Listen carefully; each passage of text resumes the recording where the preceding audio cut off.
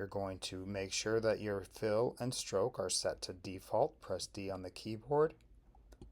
Come up to the rectangle tool, go down to where it says line segment tool.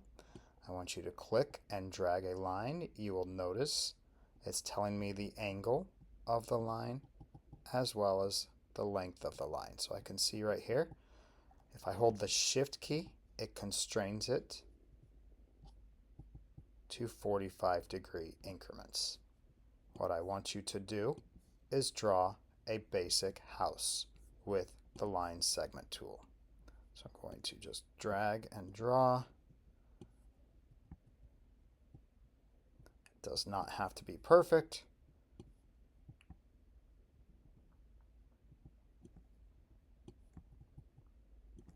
There's my house. Now I want to change the way these lines look.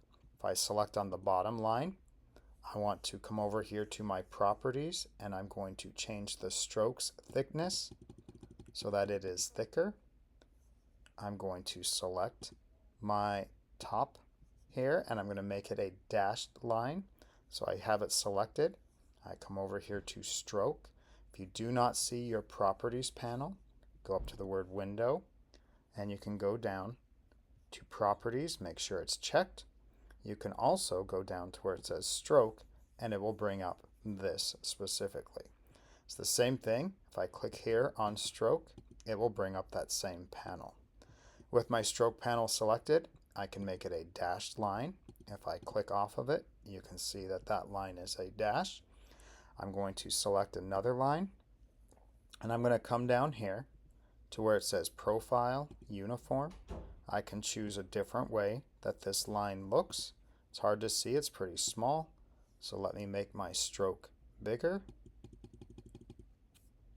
There you can see the stroke follows this profile.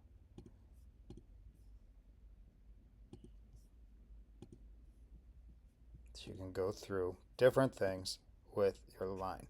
You can select a line. You can actually change how the cap looks or the edge of the line. Again, let me make my stroke bigger. If I click off of it, see how the edge has rounded edges. I can select it again and I can make it flat.